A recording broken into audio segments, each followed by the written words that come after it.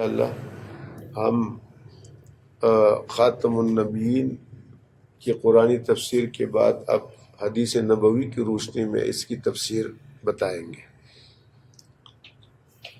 ایک صحابی ہے جن کا نام حضرت ثوبان رضی اللہ تعالیٰ عنہ ہے،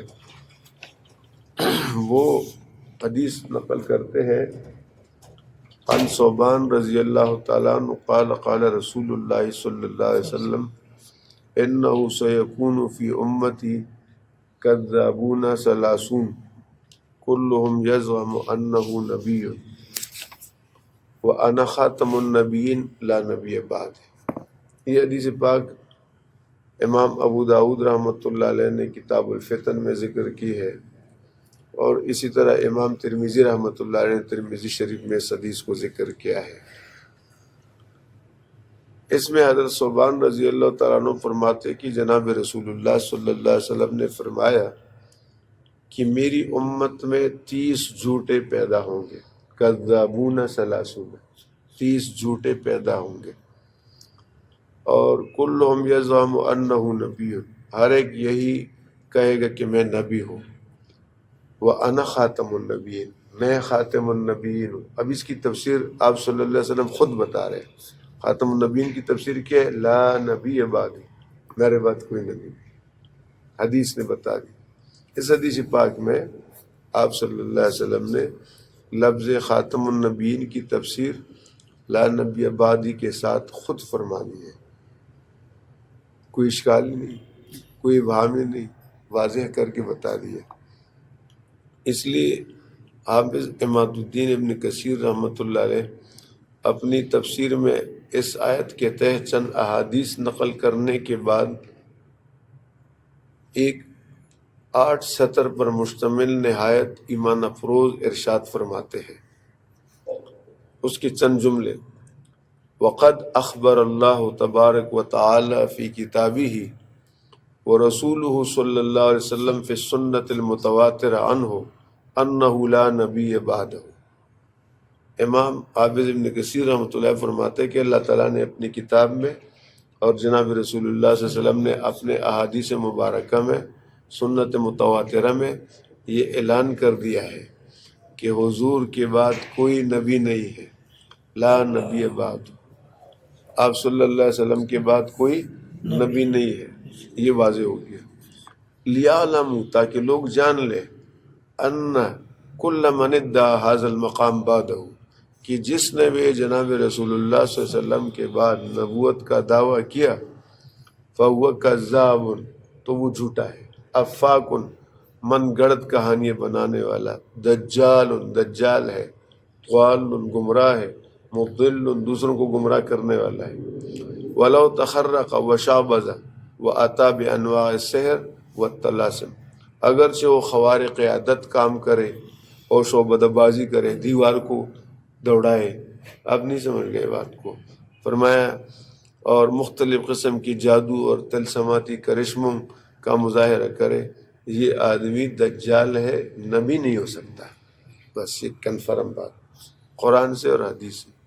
تو یہ حدیث حضرت ثوبان رضی اللہ عنہ کی امام ابو داؤد نے اور امام ترمذی نے نقل کی، جس میں آپ صلی اللہ علیہ وسلم خبر دے رہے ہیں کہ میری امت میں 30 جھوٹے ہوں گے، کذابون ثلاثون، اور ہر ایک نبوت کا دعویٰ کرے گا۔ وَأَنَا خَاتَمُ النَّبِيِّينَ لَا نَبِيَّ بَعْدِي، خاتم النبیین کی تشریح خود رسول اللہ صلی اللہ علیہ وسلم فرما رہے ہیں کہ میرے بعد کوئی نبی نہیں ہے، اور حافظ ابن کثیر نے بڑا زبردست تبصرہ کیا۔ اسی طرح حضرات صحابہ کرام اور تابعین کا مسئلہ ختم نبوت سے متعلق ایک موقف تھا، اور وہ بھی واضح ہے۔ خاتم النبیین کا ان کی نزدیک کیا ترجمہ تھا، اس کے لیے حضرت مولانا مفتی محمد شفیع صاحب رحمۃ اللہ علیہ نے کتاب لکھی ہے، کتاب کا نام ہے کتاب ختم نبوت کامل، یہ مفتی شفیع رحمۃ اللہ علیہ کی کتاب ہے، اس میں بڑی تفصیل ہے۔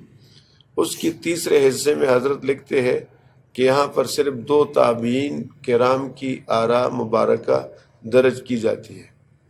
امام ابو جعفر ابن جریر طبری رحمۃ اللہ علیہ اپنی عظیم الشان تفسیر میں حضرت قتادہ رحمۃ اللہ علیہ سے، یہ تابعی ہے حضرت قتادہ، ان سے خاتم النبیین کی تفسیر میں روایت فرماتے ہیں عن قتادہ ولکن رسول اللہ وخاتم النبیین اے آخرهم۔ حضرت قتادہ رحمۃ اللہ علیہ فرماتے ہیں کہ قرآن میں جو خاتم النبیین کا ذکر ہے اور رسول اللہ کی تفصیل ہے، اس کا مطلب یہ کہ آپ اللہ کے آخری رسول ہیں، خاتم النبیین آخری نبی ہے۔ حضرت قتادہ رحمۃ اللہ علیہ کا یہ قول شیخ جلال الدین سیوطی رحمۃ اللہ علیہ نے تفسیر در منصور میں مصنف عبد الرزاق اور عبد بن حمید اور ابن منذر اور ابن ابی حاتم کے حوالوں سے نقل کیا ہے۔ اس سے صاف بتلا دیا کہ اوپر جو ہم نے قرآن عزیز اور احادیث سے نقل کیا کہ خاتم النبیین کا معنی آخر النبیین، کیا معنی ہے؟ آخر النبیین۔